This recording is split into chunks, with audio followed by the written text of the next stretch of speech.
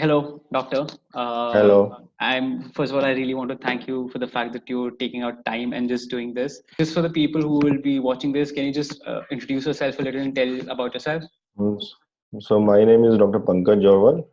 I work as associate professor in Department of Medicine at AIIMS New Delhi. So my interest is basically infectious diseases like tuberculosis, dengue, and fungal infections that we have, and of course now the ongoing COVID-19. So Right. this is what I do. But this is pretty much Hmm. whatever I do. Ji. Just off Yeah. the bat, I'll start with the very like a question जो हर आदमी हर औरत like सोच रहा है कि how bad is it? How bad is it really? So if I tell you the exact answer, the answer is nobody knows how bad it is. Hmm. Actually, a lot of people are trying to contain it, but still it is going on and going from one country, from one continent to another continent.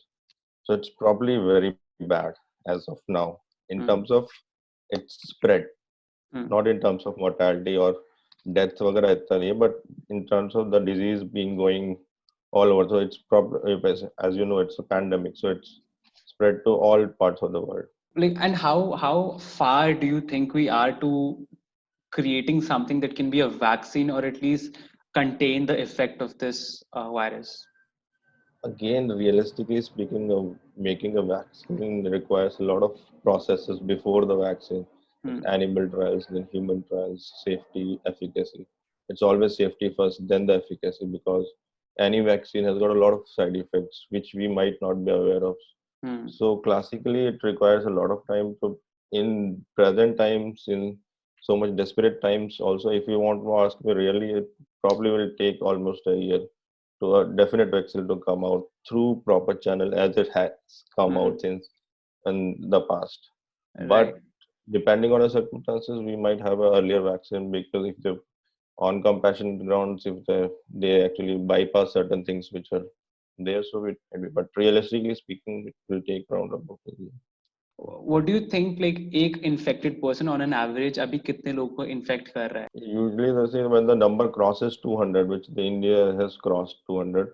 So once it crosses about 200, then it's almost doubles every third day around, because the number of cases has gone out out of whatever control you actually had. So whether we are testing or not testing, if we have crossed 200, that means the number is going to increase in the coming days. It's like every second or third day it might increase depending on the transmission dynamics. It might actually increase drastically, it might not increase that much drastically, but the numbers are going to increase definitely.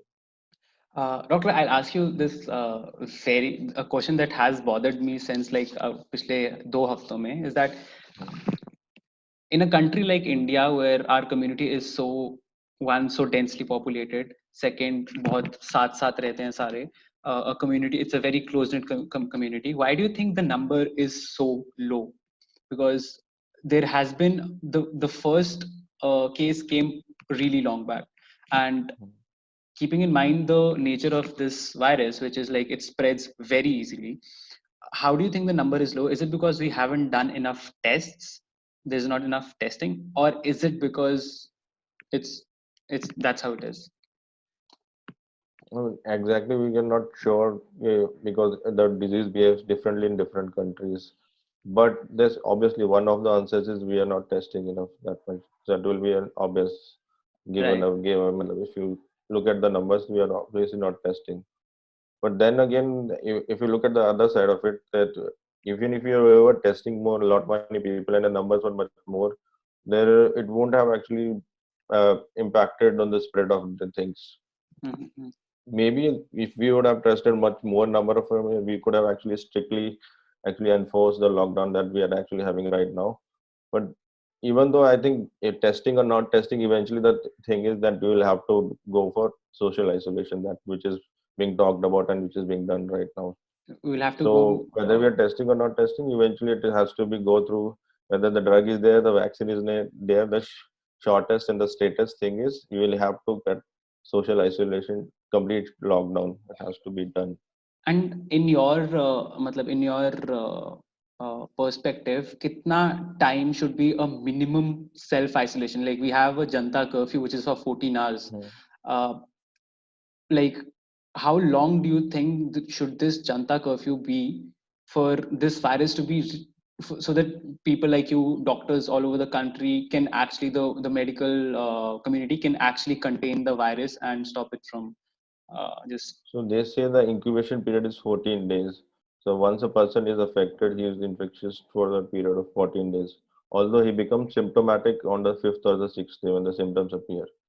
But before also the person is actually infection and he might be spreading the disease. They say the pre-prodromal stage when the person, if you ask the history, they say they usually give the history. There was some, I was not feeling well since 1 to 2 days.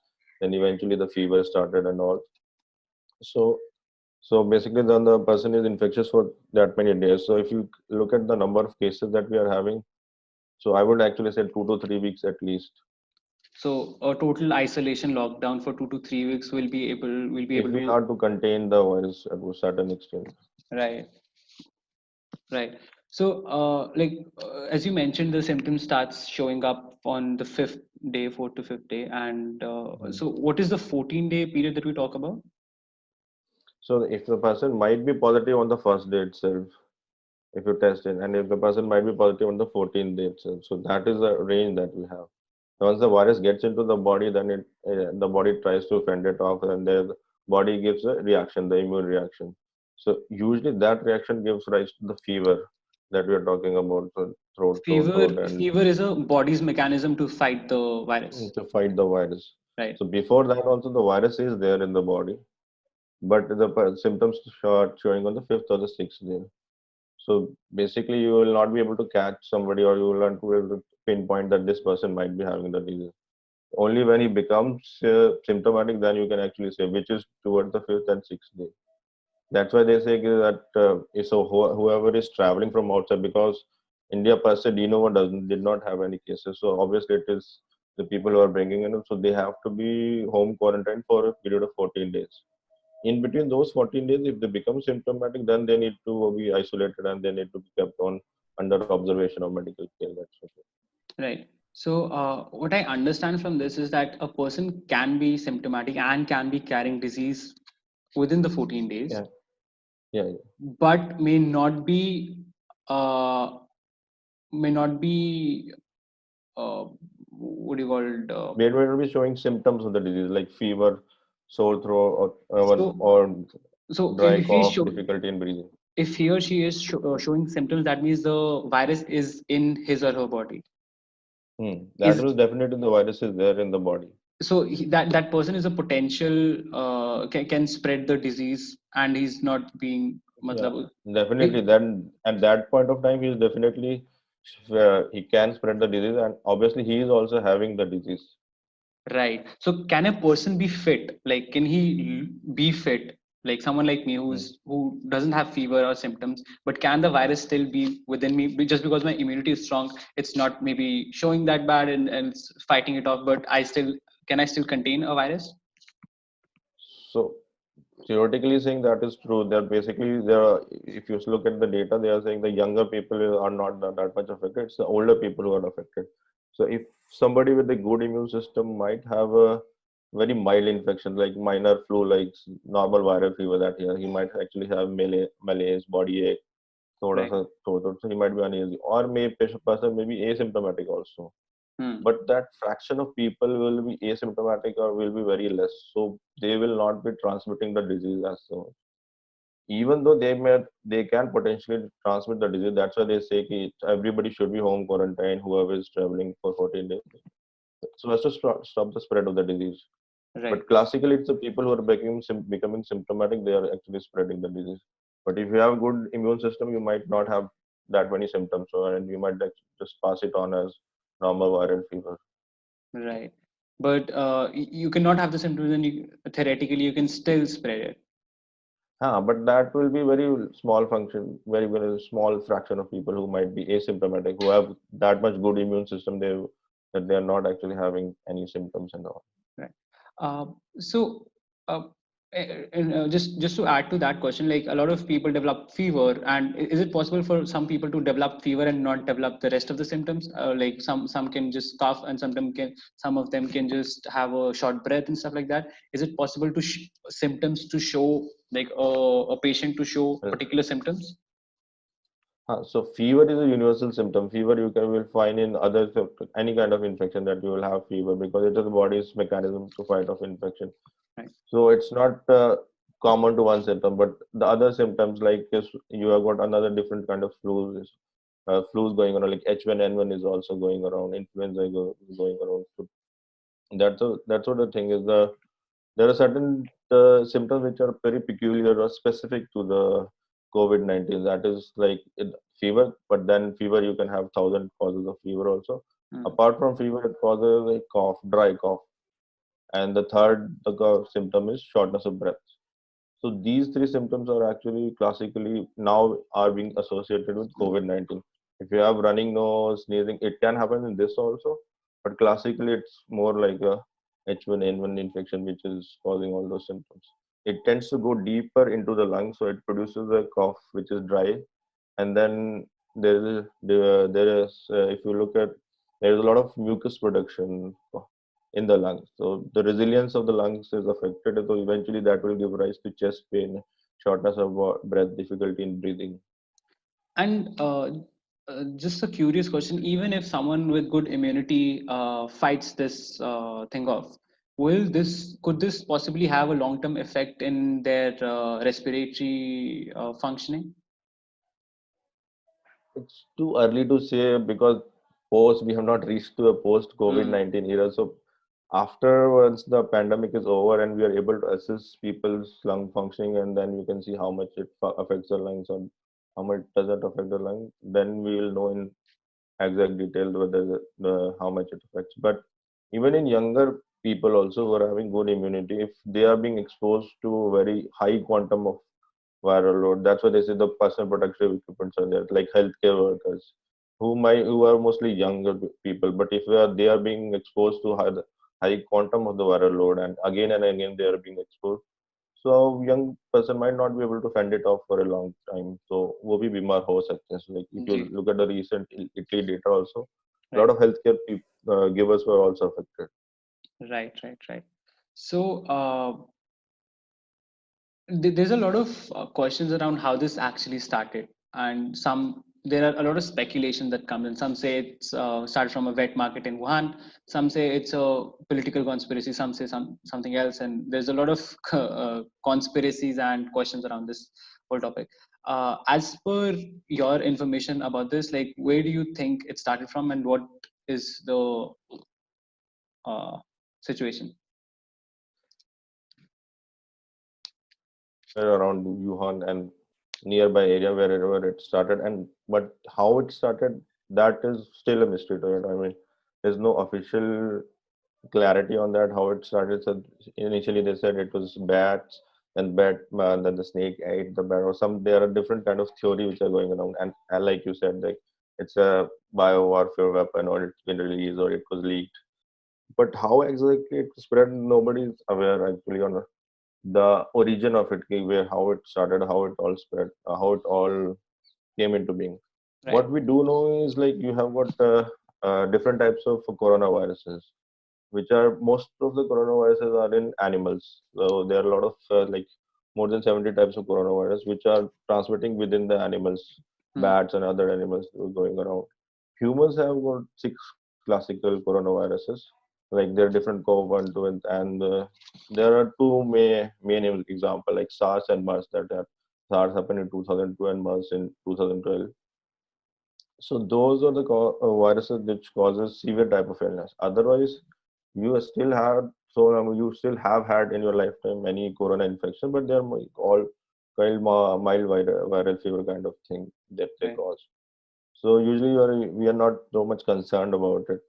What Hmm, happened is this virus has actually mutated from the animal species to the human species. Now, how that has jumped over from the animals to human, that thing is still not clear.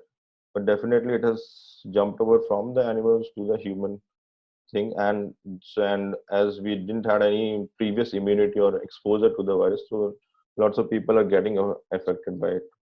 that's a very interesting point that you bring, Doctor, that we do not have an immunity towards this virus yet. But is it possible for humans to evolve or evolve and have an immunity, if this virus stays for a long while, that we develop an immunity against this virus? So see, that's what's going to happen in natural course of thing, disease or natural course of things. If think two, three things will happen, that eventually the virus will spread to all over the world, which it has, and eventually a lot of percentage of the population is will be affected. Like presently, it is almost like less than 1%, 0.1%. Then it will be 1%, 30%. So when it reaches to a stage of to 60% or 70% of your entire population is affected, so then you eventually will and have survived and outlived the virus, so they will actually have, most of the surviving people will have natural immunity to it, so the next time it happens it won't be that much troublesome for them. Right. But how likely is to, like, how likely are these viruses like these tend to happen again? Like, how is it that these viruses like SARS happened, Spanish flu happened, MERS happened? Like, one, how is it that these things happen, and how is it that we can contain it going forward in the future, or is it possible to contain them going forward in the future? So I think the answer for it's my approach to that will be balance. That's a very important word, the balance. So do we live in a very complex ecosystem if you look at it. There are ants, there are insects, there are mammals, there are whales, there are elephants. So basically there are a lot of people, and we don't actually understand how they actually interact with each other. So whenever there is one part of the ecosystem or the life or the food chain which has been affected more than the others, so that functioning of uh, that animal per se is affected, whatever function it was given. So once that happens, and then it goes into an uncontrolled mode, because previous the sequence before to that is disturbed. So eventually it will give rise to a spread, which then so that's why you keep on having these pandemics. Hmm. So I think it has to be. I mean, I'm not saying anything against vegetarian or non-vegetarian way of life. I think everything has to be balanced. So if So you there has go to be on, some sort of restriction, or at yeah, least foundation, that helps maintain the balance that you so talked about. yeah. Right. So Uh, we need to eat healthy. We need to eat cooked food, hmm. as much cooked as we can. I was just about to come to this topic, is that how can we, like, sitting at home, people who do not yet have it and people who might have it and still are sort of in between, the immunity is fighting it, like, what are those things that people should for sure be eating, doing at home while in quarantine, to make sure that they develop enough immunity to fight this virus? At presently, there's nothing like this, any specific food or food item or anything that you can eat. You can just eat your normal healthy diet that you have, home cooked food, whatever you're having, and the fruits that you're having. So you should just continue with that. The most important thing is social isolation. If you're not coming in contact with somebody who's actually having the virus or somebody who's going to be spreading the virus, so it's highly unlikely that it's going to come to you unless you actually invite it. It's like if you don't open your door, the virus is not going to come inside. Hmm. Fra- Thankfully, it doesn't happen through the aerosol. If you see, That's till now they also, say. that's also something that I was about to ask, that the mode of transmission for this virus has been really debated about. Some say it is an airborne virus, while some say it's not an airborne virus. And can we get some clarity over this fact? Like, is it like, if I'm sitting in a room with someone who has coronavirus, am I likely to get coronavirus if he doesn't sneeze or infect something physically? So that's how it is. The mode of transmission is droplet infection. So the droplets are small kind of flake dew drops that you actually get if somebody coughs or sneeze. So they cannot actually be in the air for a long period of time because they are quite heavy in weight. So they tend to settle down on surfaces. So then that's what they could talk about 1 meter to 2 meter. If you are away from more than 1 meter, so probably those droplets will not reach to you. And then the other thing is when they settle down on different surfaces, so through those fomites it can actually travel. Hmm. But classically airborne, that if you even if you speak, even if you exhale it, the virus is going to go spread into you. That has not been confirmed yet. There are But still, WHO says you need to be cautious in certain situations, like for that is for healthcare workers, so doctors. So if you are taking care of those patients, there are lots of procedures that you do. If the person is having too much cough, so and if he is intubated, like if you have to put somebody on a ventilator and if you're intubating it, that times a lot of aerosols might be generated, or if suctioning is done. So those are classical situations. That's why they say if somebody who's taking care of this, then they should wear lots of protective gear that they are wearing. But for classical, for normal person, it's not going to cause any issue if you are sitting with a room, unless you are actually being exposed to droplets. So Right, that's why if you distance themselves, then it is not going to cause any right. issue to you.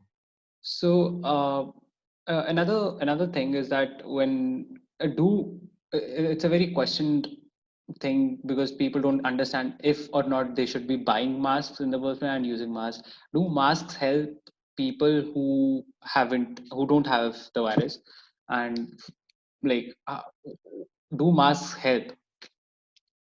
No, basically, then basically I will go through the other side of it. Basically, if you, what happens classically, if you see if somebody discusses, so it obviously looks like a very common sense of question. If I will wear a mask, so the fomites will not come to, or droplets will not come to me, and I will not be affected.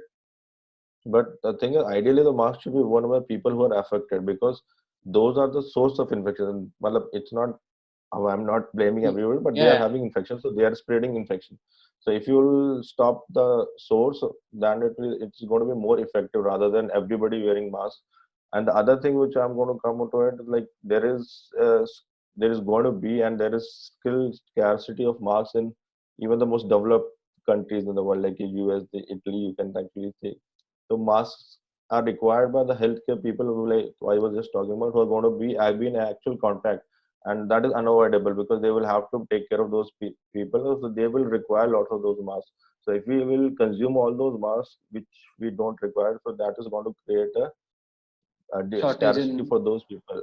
And if you want to stop the spread of infection, you need to actually make the person who is infected wear the masks rather than everybody wearing and going around with those masks. Right. Right. How do you think what should be the adequate response from the establishment and the government? Because as far as I know, there are currently 72 branches that are the 72 labs that are functioning in the whole country, there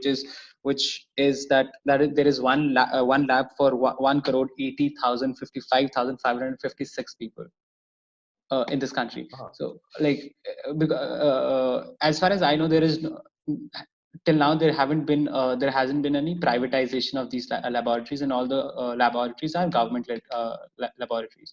So, what do you think is that the was that was the case a couple of days ago. I think that previously we had only 72 labs, and it was all being decided by whatever the agencies are having, like ICMR. They were actually doing those random samplings, and as of now, there's no community spread happening. So that's why they had. But you have to understand it's a very dynamic situation. As and when the need comes, the government has opened up. So I think if you look at it, recent developments, they have actually opened up the private labs to actually conduct those. And there is a definite list of labs which can actually conduct these tests. State-wise list is there. So obviously, we will need to open more and more as much tests as we can. So I do you think think the we have privatization of do you think the privatization of this the testing will help?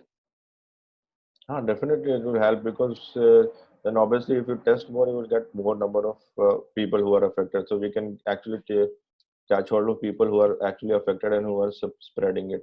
And classically also, if you look at it, if I tell 100 people that you have to be isolated and stay at home, so the seriousness with which it is, like, obviously the prime minister has said, so people have actually taken it very much seriously. But so as much as you can tell them, it's not going to make. I think it's not going to make that much effect unless somebody is given in black and white. Like you are positive, and then you should be contain yourself, and your family should stay like that. Definitely, there is a virus going around, and we should be in our homes rather than be spread. Because there are a lot of people who are still going around and who are actually thinking that this is again a conspiracy theory, Hmm, or it's not that much serious, or it's not, because the absolutely. situation is actually very serious, as critical as it's. after like the conversation that we've had, we both of us have like I personally have a lot of context over this the situation we're in right now. So like how long till we get back to a normal functioning society that we were, in the sense that we can go to work and businesses can run, because honestly there's the economic impact in the existing economy is going to be terrible. So when do you think can we as a community get back to working and stuff like that? So that's a difficult question to answer right now.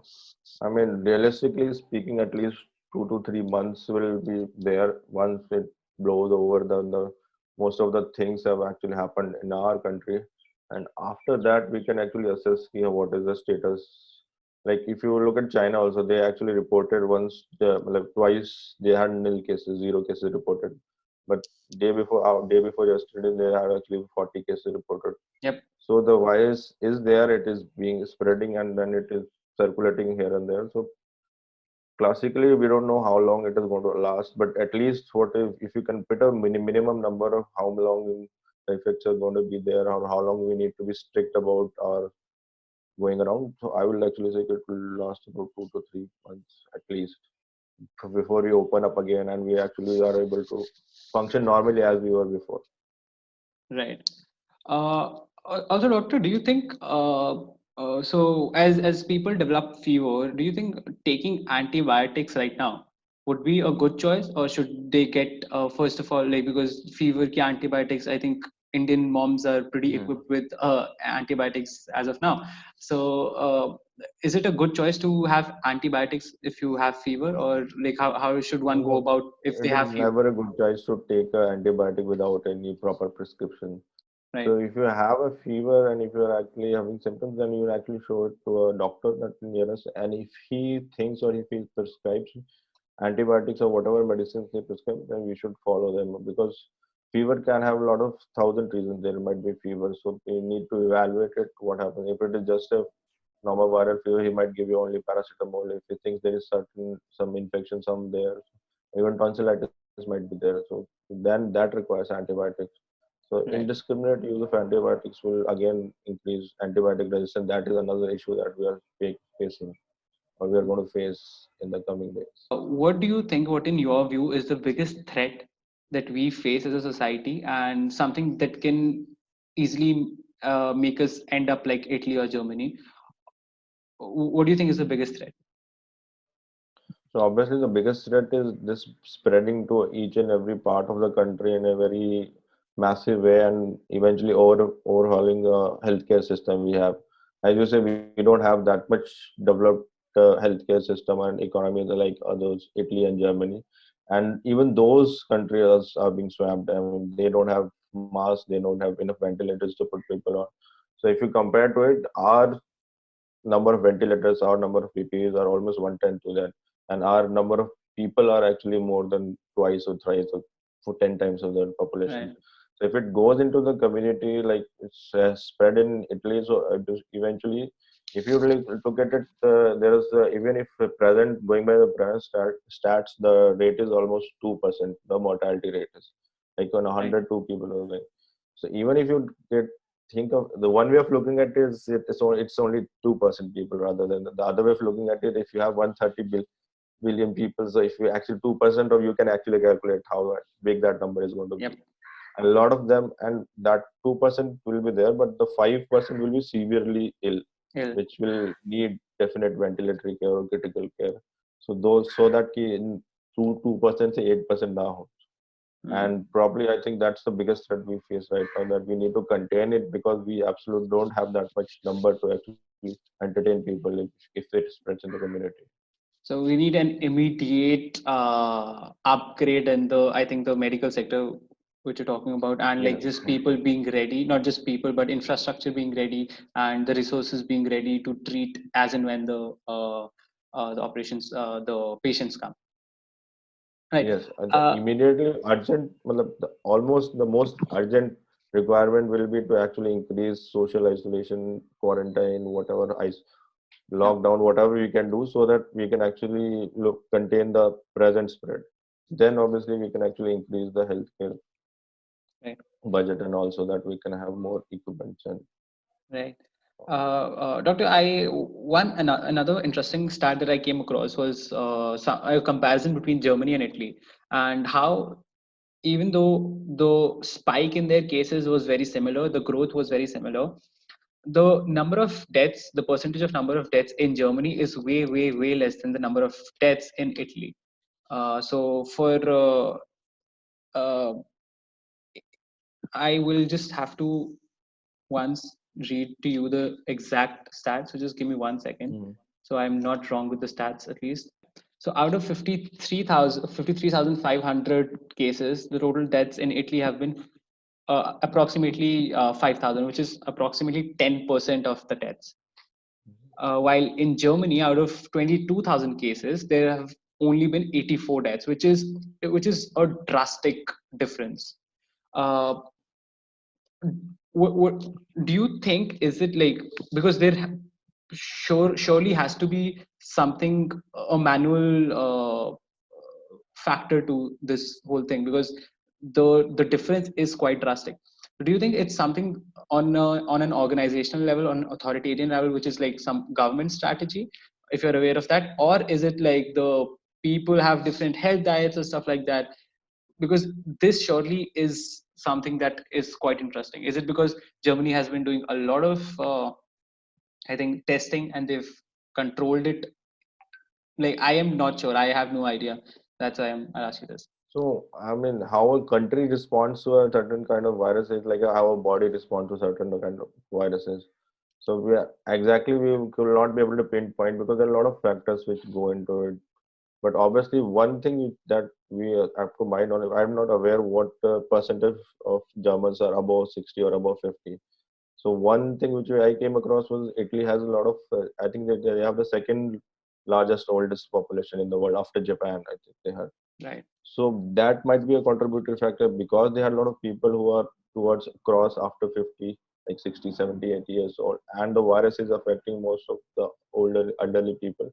So that might be possible. Other thing might be the natural immune system. The because of their diets and all, they might be having certain kind of immunity to the virus. But exactly to pinpoint why Germany is not, like India is also not actually having presently, touch wood, we are not having that many death rates right now. So it might be environment related, temperature related. Some people say there is a debate about temperature, whether it Yeah. lasts And what long. We what is have a your what is your view on that, on the temperature bit? So obviously, if you look at the theory of it, it does not survive of more than 30 degrees Celsius. After 25, it becomes destabilized, so it will not be able to spread. But person to person spread. So like if I cough a droplet out and if you inhale it, so nobody is going to do it. I mean, it's not going to get inhibited by that much amount of time. Obviously, secondary spread, the fomite. So suppose somebody coughs it and it's there out there in the open, and it won't last much if the temperature is high. So that way we are actually hoping on it that that way it won't spread too much. Like in certain places it might have spread, like somebody coughed and touched the doorknob and the second person came and touched it. So if it is there out there in sunlight and if the temperatures are high, it won't affect that much. But that there is another cases of Singapore and Bombay at all. The temperatures are high, but people are having it. So I think does not affect the person to person transmission, but obviously secondary, tertiary, third, उसके बाद जो transmission होता है, that might get affected. So that's one of ways of looking at it, that it will not spread secondary. Third way, says other way of looking at it, everybody will get affected and then we'll have immunity. And Hmm. obviously, the another way of looking at it, definitely we might have a vaccine coming up, which Hmm.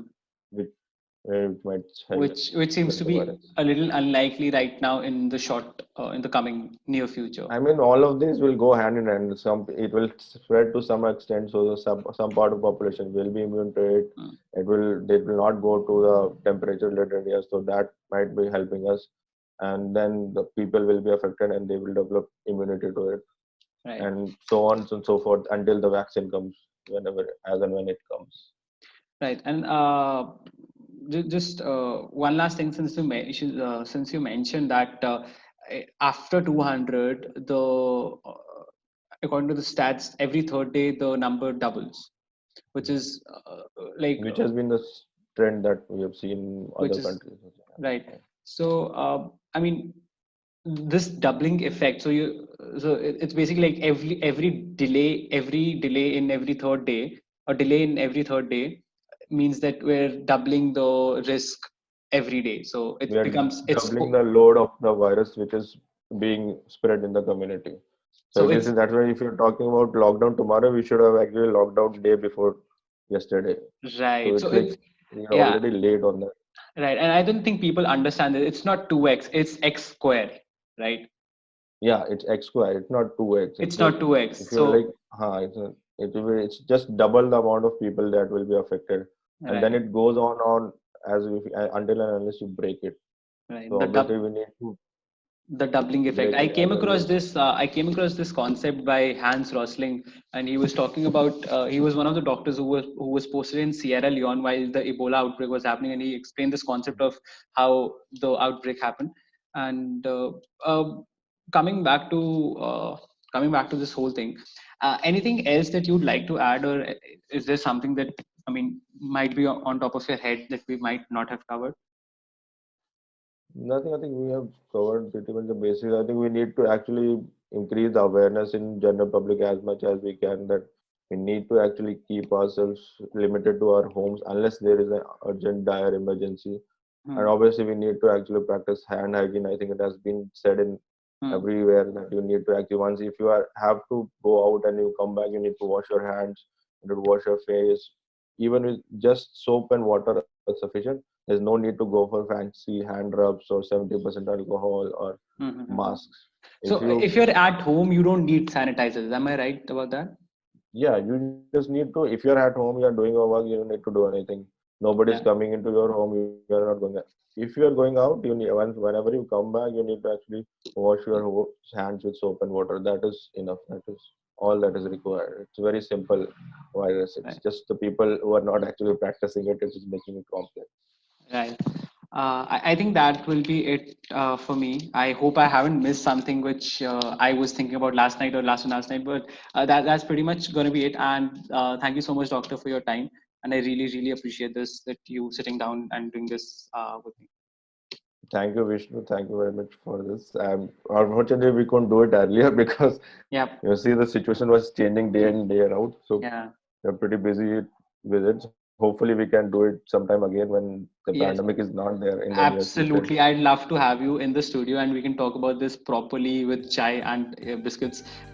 Yo, first things first, thanks a lot for watching this podcast on YouTube if you watched it on YouTube, and listening to it if you're listening it on Google Podcasts, Apple Podcasts, Anchor, or Spotify. If you're listening it there, just please make sure to give it 5 stars so the podcast is, well rated. I don't know what it is. Or if you're watching it on YouTube, please do make sure to like and hit the subscribe button, and do make sure to follow the podcast as well. If you want more podcasts like these, and if you want it on a particular subject, please feel free to reach out to me on my Instagram, which is at the Vishnu Kaushal, or just comment down below. The comments are the best way for me to know what you want exactly. So that's going to be it. Now I'm going to play a clip of something that Dr. Pankaj wanted to convey and say to you. So yeah, 3, 2, 1, now. So I'm Dr. Pankaj from AIIMS New Delhi. So I will just like to say that we are in midst of a pandemic. So, but there's no need to be panicky about it or create panic or havoc about it.